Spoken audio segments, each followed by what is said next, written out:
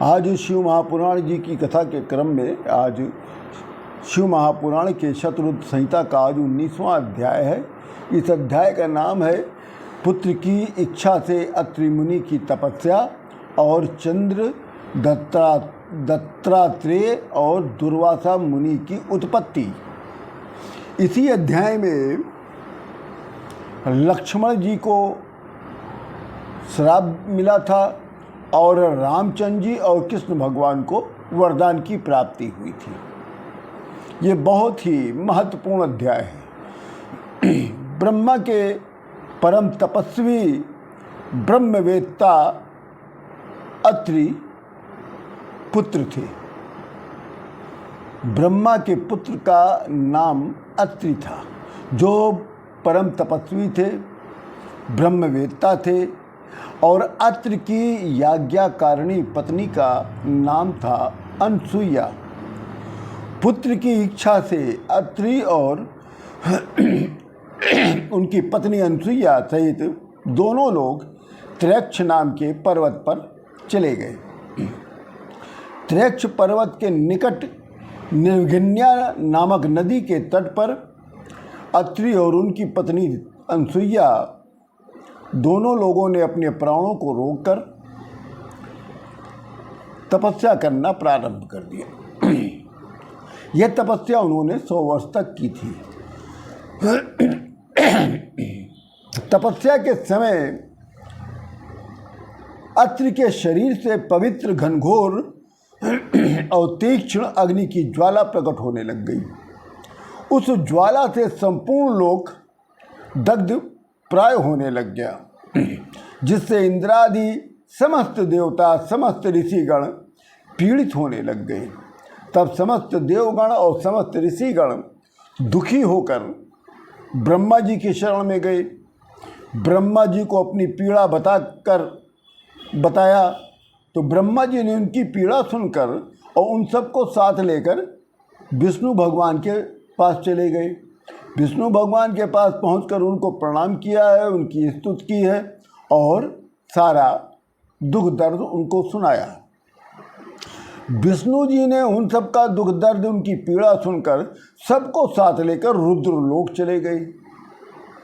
सभी लोगों ने वहां पहुंचकर शिव जी को प्रणाम किया, उनकी स्तुति की, उनकी वंदना किया। फिर शिव जी के समक्ष अपने दुखों को निवेदित किया। फिर शिव जी ने सभी के साथ दुख निवारण के लिए मंत्रणा की। फिर उस मंत्रणा में जो निष्कर्ष निकला, उसमें ब्रह्मा, विष्णु और शिव जी तीनों लोग एक साथ अत्रि के पास चले गए। जब अत्रि के पास चले गए तो अत्रि ने तीनों को देखा। जब ब्रह्मा, विष्णु, महेश को देखा तो अति प्रसन्न हुए और उनकी स्तुति कर कर बोले।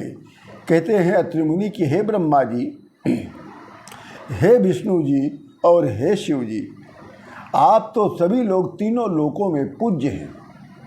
आप सभी जगत की उत्पत्ति, स्थिति और प्रलय करने वाले हैं। मैंने तो ईश्वर से केवल पुत्र की कामना के लिए ही तपस्या किया था, किंतु वर देने के लिए आप तीनों लोग उपस्थित हो गए। मेरे इस संशय को दूर करिए कि मैंने तो केवल पुत्र की कामना के लिए तपस्या किया था और आप तीनों लोग वरदान देने के लिए कैसे उपस्थित हो गए, ये संशय हमको समझ में नहीं आया। इसको दूर करिए और मुझे अभीष्ट वरदान दीजिए।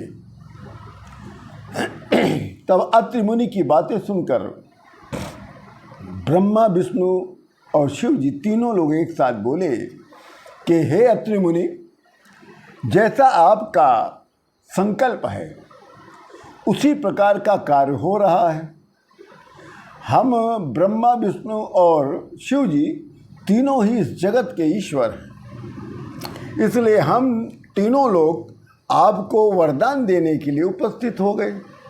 हम तीनों के अंश से तुम्हें 3 पुत्र होंगे, जो जगत में प्रसिद्ध होंगे और माता पिता की कीर्ति बढ़ाएंगे।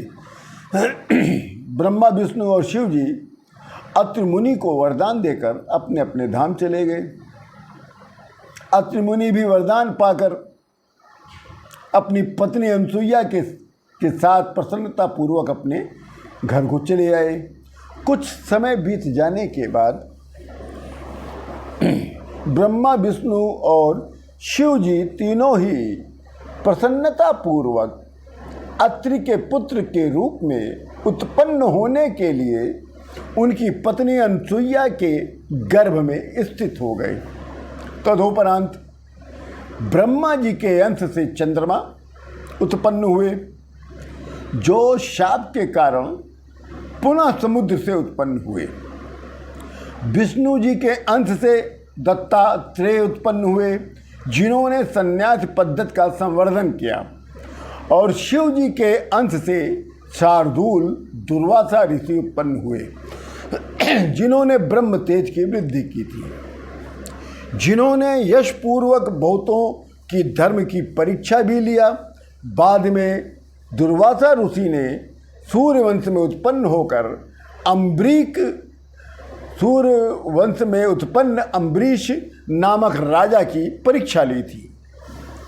तो इस अध्याय में आप लोगों को बता दूं, इस अध्याय में दुर्वासा ऋषि से संबंधित यह अध्याय है, और दुर्वासा ऋषि ने बहुत लोगों की धर्म की परीक्षा ली थी। अब उनकी धर्म की किसकी परीक्षा लिया था, उसका वर्णन, उसकी कथा मैं आगे बता रहा हूँ। राजा अम्बरीश सूर्यवंश में उत्पन्न हुए थे, जो 7 द्वीपों के मालिक थे। एक बार इन्होंने एकादशी व्रत का दृढ़ निश्चय किया।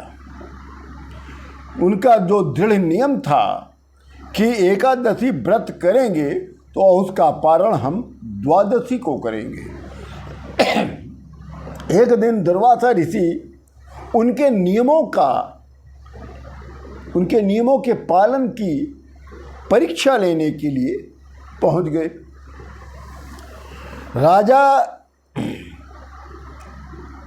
ने ज्यों ही अत्रि मुनि को देखा है तो उनको आमंत्रित कर दिया भोजन के लिए।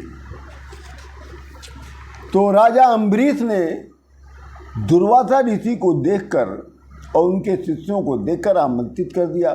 तभी राजा की परीक्षा लेने के लिए आए दुर्वासा मुनि अपने शिष्यों के साथ स्नान करने चले गए। अब वो स्नान करने में विलंब करने लगे, ये भी जानबूझकर करने लग गए, क्योंकि उनको परीक्षा लेनी राजा अम्बरीश की। राजा ने थोड़ी देर दुर्वासा ऋषि की प्रतीक्षा किया, मगर वो नहीं आ रहे हैं। तो ऐसा न हो कि द्वादशी तिथि निकल जाए और उनके नियम, उनके एकादशी व्रत का जो दृढ़ नियम है उसका पालन ना हो सके। इसलिए राजा अम्बरीश ने पारण में केवल जल का प्रयोग कर लिया, जिससे धर्म का विलंब न होने पावे। दुर्वासा मुनि और जल प्राशन करने के बाद दुर्वासा मुनि की प्रतीक्षा करने लगे। इसी बीच में दुर्वासा मुनि आ गए और जल प्राशन किए जाने के कारण दुर्वासा मुनि क्रोधित हो गए और कहने लगे, हे अधम राजा, तुमने मुझे निमंत्रण देकर बिना भोजन कराए ही जल ग्रहण कर लिया। मैं तुम्हें इसका मजा चखाऊंगा, क्योंकि मैं तो दुष्टों को ही दंड देता हूँ। इतना कहकर दुर्वासा मुनि की जो आंखें थी वो लाल लाल हो गई, और जो ही राजा को भस्म करने वाले थे दुर्वासा ऋषि, तो त्यों ही राजा के भीतर रहने वाला ईश्वर का सुदर्शन चक्र राजा की रक्षा के लिए बाहर प्रकट हो गया। ये सुदर्शन चक्र शिव माया से विमोहित शिव स्वरूप दुर्वासा को जलाने के लिए भयंकर रूप में जल उठा। इसी समय आकाशवाणी हो गई। आकाशवाणी हुई कि हे राजन, शिव जी ने ही यही सुदर्शन चक्र विष्णु भगवान को दिया था, जिसे तुमने प्रज्वलित करके दुर्वासा ऋषि को जलाना चाहते हो। अतः इसे शीघ्र शांत कर दो, क्योंकि दुर्वासा ऋषि जो है वो साक्षात शिव ही हैं। तुम इन्हें सामान्य मुनि मत समझो। इस समय दुर्वासा ऋषि जो है तुम्हारी धर्म की परीक्षा लेने आए हैं, अतः तुम शीघ्र ही दुर्वासा ऋषि की शरण में जाओ, अन्यथा प्रलय हो जाएगा। इतना कहकर आकाशवाणी शांत हो गई। अब अम्बरीश राजा कहने लग गया कि यदि मैंने दान दिया है, इष्टापूर्ति किया है, अपने धर्म का अनुष्ठान किया है, हमारा कुल देव पूजक और ब्राह्मण है, तो हे सुदर्शन चक्र शीघ्र ही शांत हो जाओ। यदि भगवान मुझ पर प्रसन्न हैं और मुझे अपना भक्त समझते हैं तो उनका यह सुदर्शन चक्र विशेष रूप से शांत हो जाए। सुदर्शन चक्र को भी ये पता चल गया कि जो दुर्वासा ऋषि हैं वो शिवांश हैं, तो ये उसको पता लगते ही कि ये शिव के अंश हैं, तो वो शांत हो गया। और फिर अम्बरीश ने शिव अवतार दुर्वासा मुनि की स्तुति की। दुर्वासा ऋषि प्रसन्न होकर उनके घर का भोजन ग्रहण करके अपने स्थान को चले गए। तदोपरांत दुर्वासा ऋषि ने दो लोगों की और परीक्षा ली। एक लक्ष्मण जी की लिया था और इसके बाद उन्होंने कृष्ण भगवान का लिया था। लक्ष्मण जी का जब उन्होंने परीक्षा लेना चाहते थे तो एक बार की बात है, एक बार काल एक मुनि का रूप धारण करके श्री रामचंद्र जी से भेंट करने के लिए पहुंच गया। काल वहां जाकर कहता कि हे राम, मैं आपसे कुछ बातचीत करना चाहता हूं और मैं उसी के संदर्भ में मैं यहाँ आया हूँ। यदि हमारे और आपके बीच में कोई तीसरा व्यक्ति नहीं होना चाहिए, और कोई तीसरा व्यक्ति अगर आ जाता है तो वो आपके द्वारा बद्ध होगा। तो अब श्री राम भगवान ने तथास्तु कह दिया, और कहने के उपरांत उन्होंने लक्ष्मण को बुलाकर कहा कि तुम बाहर पहरा दोगे और कोई भी आएगा अंदर नहीं आने दोगे, अंदर कोई भी नहीं आएगा। इसी बीच में दुर्वासा ऋषि आ गए। लक्ष्मण जी उनको रोक रहे हैं, दुर्वासा ऋषि मान नहीं रहे हैं। तब दुर्वासा ऋषि को क्रोध आ गया, तो उन्होंने कहा हे लक्ष्मण, मैं इसी समय आवश्यक कार्यवश श्री रामचंद्र जी से मिलना चाहता हूँ, और इसी समय तुम मेरे आने की उन्हें सूचना दे दो। अगर तुमने ये काम नहीं किया तो तुम्हें इसी क्षण में भस्म कर दूंगा। अब लक्ष्मण जी बड़े असमंजस में, इधर रामचंद्र जी की आज्ञा, उधर दुर्वासा मुनि का आग्रह, इधर रामचंद्र जी की प्रतिज्ञा के अंदर कोई नहीं आएगा, और उधर उनको दुर्वासा मुनि का श्राप। ये चीज एक संशय के रूप में लक्ष्मण के मन में बैठ गया। लक्ष्मण दोनों ओर से असमंजस में पड़ गए कि मैं किसकी बात मानूं, किसकी बात ना मानूं। रामचंद्र जी भगवान हैं, दुर्वासा ऋषि भी पहुँचे हुए साधु संत हैं, कहीं इन्होंने श्राप दे दिया तो वो ब्रह्म शाप लग जाएगा। अब लक्ष्मण जी ब्रह्म शाप से बचने के लिए श्री रामचंद्र जी को दुर्वासा मुनि की आने की सूचना देने चले गए।